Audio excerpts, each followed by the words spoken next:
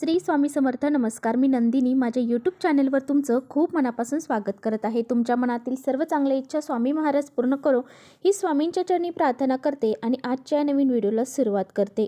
तर पहा, 2 डिसेंबरपासून मार्गशीर्ष महिना चालू झालेला आहे आणि आता काहीच दिवस मार्गशीर्ष महिना संपायला राहिलेले आहेत. मार्गशीर्ष महिना हा भगवान श्री हरी विष्णूंना अतिशय प्रिय आहे.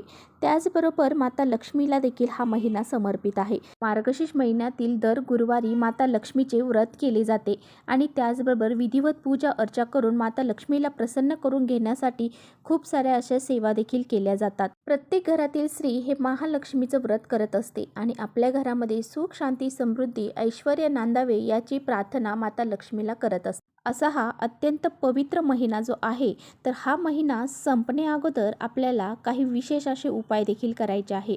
तर हा महिना संपायला अगदी 8-9 दिवस राहिलेले आहेत आणि या 8-9 दिवसामध्ये आपल्याला जेवढं शक्य होईल तेवढं या सेवा आणि उपाय करण्याचा प्रयत्न करायचा आहे. तर मार्गशीर्ष संपण्यापूर्वी आपल्याला या ठिकाणी असा फक्त एक दिवा लावायचा आहे. हा दिवा आपण जर या ठिकाणी लावला तर आपल्या घरी शत्रू जे आहेत आपले, ते घरी येऊन आपल्या माफी मागतील, ते अगदी तुमच्यासमोर गुडघे टेकवतील. असा हा अत्यंत प्रभावशाली उपाय आहे. 7 पिढ्यांचं दारिद्र्य नष्ट होईल. त्याचबरोबर तुम्हाला लागलेला पितृदोष असेल तर तो पितृदोष देखील दूर होऊन जाईल. तुमची जी गरिबी आहे, दारिद्र्य आहे, हे सुद्धा संपूर्णपणे नष्ट होईल.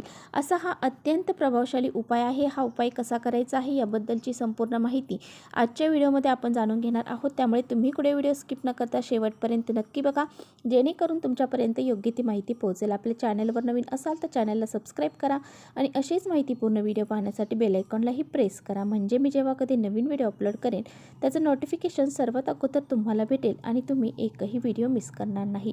त्याचबरोबर कमेंट्समध्ये जय माता लक्ष्मी लिहायला अजिबात विसरू नका आणि व्हिडिओ आवडला, माहितीपूर्ण वाटला तर आपल्या मित्रपरिवारांसोबत नक्की शेअर. मार्गशीर्ष महिना हा श्रावण महिन्याप्रमाणेच अगदी पवित्र महिना मानला जातो. तर पहा, भगवद्गीतेमध्ये भगवान विष्णूंनी वर्णन केलेलं आहे की या मार्गशीर्ष महिन्यामध्ये मी स्वतः एक महिना आहे तो म्हणजे मार्गशीर्ष महिना. त्याचबरोबर पिंपळ वृक्षाचे संपूर्ण स्वरूप म्हणजे भगवान विष्णू आणि यामुळे या मार्गशीर्ष महिन्यामध्ये पिंपळ वृक्षाची सुद्धा आपल्याला विधिवत पूजा करायची आहे. मार्गशीर्ष महिन्यामध्ये भगवान विष्णूंना प्रसन्न करून घेण्यासाठी आपल्याला विष्णू सहस्रनामाचं पठण केलं पाहिजे. त्याचबरोबर विष्णू चालीसा, लक्ष्मी चालीसा हे सुद्धा आपण पठण केलं पाहिजे. तर पहा, हा जो मार्गशीर्ष महिना आहे तर या महिन्यामध्ये भगवान श्री हरी विष्णू, माता लक्ष्मी हे पृथ्वी तलावरतीच वावरत असतात आणि आपल्या घरामध्ये अगदी सूक्ष्म स्वरूपामध्ये ते वास करत असतात आणि ज्यावेळेस त्यांची पूजा, व्रत आणि उपासना केली जाते, काही उपाय केले जातात, घरावर ते धनधान्य समृद्धी प्रदान करत असतात. तर पहा, दिवा लावणं म्हणजे बुद्धीचं, ज्ञानाचं आणि त्यागाचं प्रतीक मानलं जातं. दिव्या लावल्याने घरामध्ये सकारात्मक लहरी निर्माण होतात आणि ह्या सकारात्मक लहरी आपल्यासाठी खूप महत्त्वाच्या असतात. तर पहा, आपल्या आजूबाजूला असे काही जळाऊ प्रवृत्तीचे लोक राहतात आणि यांना आपली झालेली प्रगती ही कधीही देखवत नाही.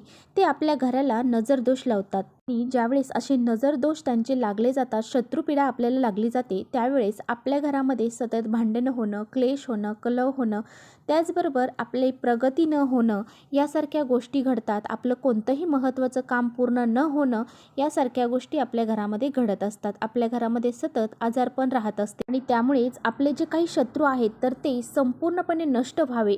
त्याचबरोबर आपल्या जीवनामध्ये एखादा पितृदोष असेल तर तो पितृदोष दूर होण्यासाठी सुद्धा असे काही उपाय आपल्याला मार्गशीर्ष महिना संपण्या अगोदर करायचे असतात. तर पहा, ज्या दिवशी हा उपाय तुम्ही करणार आहात तर जे काही दिवस उरलेले आहेत या दिवसामध्येच आपल्याला हा उपाय करायचा आहे.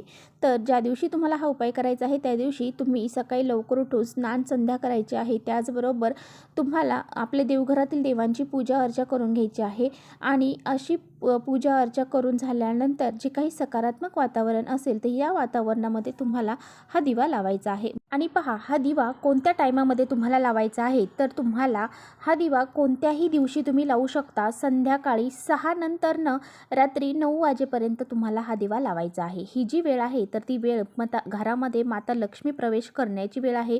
या सकारात्मक वातावरणामध्ये जर तुम्ही हा दिवा लावला तर घरातील जी अलक्ष्मी आहे, दारिद्र्य आहे, तर ती घराच्या बाहेर निघून जाते आणि माता लक्ष्मी आपल्या घरामध्ये प्रवेश करते. आता पहा, हा दिवा कशा प्रकारे तुम्हाला लावायचा आहे. प्लेट घ्यायची आहे. त्या प्लेटमध्ये त्यामध्ये हळद आणि कुंकवाच्या सहाय्याने थोडं पाणी मिक्स करून एक स्वास्तिक काढायचं आहे. स्वास्तिकला ज्याचे 4 बिंदू आणि साईडचे 2 रेषा असतात तर त्या द्यायला विसरायचं नाही. त्याचबरोबर त्या स्वास्तिकवरती हळद कुंकू तुम्हाला टाकायचं आहे आणि एक मुठभर तांदूळ तुम्हाला त्यावरती टाकायचे आहेत. त्यानंतर त्या तांदळावरती 1 रुपयाचं नाणं तुम्हाला ठेवायचं आहे.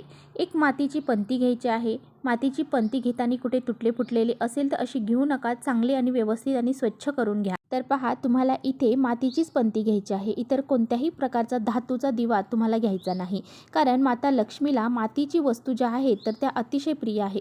कारण मातीची जी पंती असते तर ती 5 घटकापासून बनलेली असते. तर तुम्हाला या मातीच्या पंतीमध्ये तिळाचं तेल घालायचं आहे. आता तुमच्याकडे तिळाचं तेल नसेल तर तुम्ही गाईचं गावरान तूप त्यामध्ये घालायचं आहे. या 2 पैकीच एक वस्तू तुम्हाला त्यामध्ये घालायची आहे. त्यानंतर हा दिवा प्रज्वलित करून त्या 1 रुपयाच्या नाण्यावरती ठेवायचा आहे. आता हा दिवा जो आहे तर या दिव्याला तुम्हाला हळद, कुंकू, अक्षदा अर्पण करायच्या आहेत. त्या दिव्यामध्ये 2 वातींची 1 वात करून तुम्हाला घालायची आहे आणि दिवा प्रज्वलित करायचा आहे. त्या दिव्याला हळद, कुंकू, अक्षदा, फूल वाहून धूप अगरबत्ती दाखवायची आहे. त्यानंतर या दिव्यामध्ये तुम्हाला 11 अखंड अक्षदा आहेत. जे तांदूळ आहेत तर ते तांदळाचे दाणे 11 टाकायचे आहे. त्यानंतर त्यामध्ये एक लवंग जी असते फुलाची तर ती 1 अखंड लवंग टाकायची आहे. एक हिरवी वेलची जी आहे तर ती कुठे तुटले फुटलेली नसावी अशी वेलची तुम्हाला त्यामध्ये टाकायची आहे. आणि हा जो दिवा आहे तर तो तिथून ती प्लेट जी आहे त्या दिव्याची तिथून उचलायची आहे आणि तुम्हाला ती घेऊन जायची आहे तुमच्या घराच्या ईशान्य कोपऱ्यामध्ये. ईशान्य कोपऱ्यामध्येच तुम्हाला हा दिवा लावायचा आहे. ईशान्य कोपऱ्यामध्ये हा दिवा ठेवण्या अगोदर त्या ठिकाणची स्वच्छता तुम्हाला करून घ्यायची आहे. त्यानंतर हा दिवा तुम्हाला उत्तरेकडे किंवा पश्चिमेकडे किंवा उत्तरेकडे हा दिव्याचं तोंड तुम्हाला करायचं आहे. अशा पद्धतीने हा दिवा लावायचा आहे. आता ईशान्य कोपऱ्यामध्ये तुम्हाला जागा नसेल किंवा तिथे काही वस्तू ठेवलेल्या असतील तर तुम्हाला हा दिवा तुमच्या देवघरामध्ये लावायचा आहे. आता तुम्हाला आसन टाकून बसायचं आहे. आता त्या ठिकाणीच बसायचं आहे आणि एक सेवा तुम्हाला करायची आहे. 1 वेळा तुम्हाला कनकधारा स्तोत्राचं पठण करायचं आहे आणि शक्य झालं तर तुम्हाला कनकधारा स्तोत्र हे 5 वेळा म्हणायचं आहे. जर शक्य नसेल तर 1 वेळा म्हटलं तरी चालेल आणि 1 वेळा व्यंकटेश स्तोत्राचं पठण तिथे बसून करायचं आहे. नंतर तुम्हाला माता लक्ष्मी, भगवान श्री हरी विष्णूंना प्रार्थना करायची आहे. जे काही माझ्या घरातील दोष असतील, नजर दोष असेल, पितृदोष असेल, शत्रुपीडा असेल, जी गरिबी आहे, दारिद्र्य आहे ते संपूर्णपणे नष्ट होऊ दे. माझ्या घराची, मुलांची, पतीची खूप सारी प्रगती होऊ दे. माझ्या घरामध्ये सुख, शांती, समृद्धी, ऐश्वर्य लाभू दे अशी प्रार्थना तुम्हाला भगवान श्री हरी विष्णू माता लक्ष्मीला करायची आहे. तर पहा, दुसऱ्या दिवशी काय करायचं आहे, तुम्हाला तो दिवा जो आहे तर तो त्यातील ज्या वस्तू आहेत तर त्या तुम्हाला निर्माल्यामध्ये टाकून द्यायच्या आहेत आणि जे काही दिवा आहे तो स्वच्छ करून तुम्हाला परत वापरायचा आहे. आता त्या दिव्याखाली जे काही तांदूळ ठेवले होते, जे काही आपण 1 रुपयाचं नाणं ठेवलं होतं तर तुम्हाला ते काय करायचं आहे, 1 रुपयाचं नाणं आणि तांदूळ जे आहे तर ते एक लाल कलरचा कपडा घ्यायचा आहे आणि त्यामध्ये तुम्हाला 1 रुपयाचं नाणं आणि थोडे तांदूळ जे आहेत तर ते बांधायचे आहेत आणि बाकीचे तांदूळ तुम्ही पक्ष्यांना खाऊ घालू शकता. आणि हे जे आहे पोटली तर त्या पोटलीला हळद कुंकू वाहून तिला धूपदीप दाखवायचं आहे आणि ही जी पोटली आहे तर ती तुम्हाला तुमच्या दररोज पर्समध्ये ठेवायची आहे. ही जी पोटली आहे तर ती रोज आपल्याला आपल्यासोबतच ठेवायची आहे, जेणेकरून माता लक्ष्मी आपल्याकडे आकर्षित होईल. अशा पद्धतीने तुम्हाला हा जो एक उपाय आहे तर तो करायचा आहे. तर चला इथेच थांबवते. माझा व्हिडिओ थोडा जरी आवडला असेल तर नक्की लाईक करा. चॅनलवर नवीन असाल तर चॅनलला सबस्क्राईब करा. परत भेटूया अशाच छानशा व्हिडिओसोबत. तोपर्यंत श्री स्वामी समर्थ.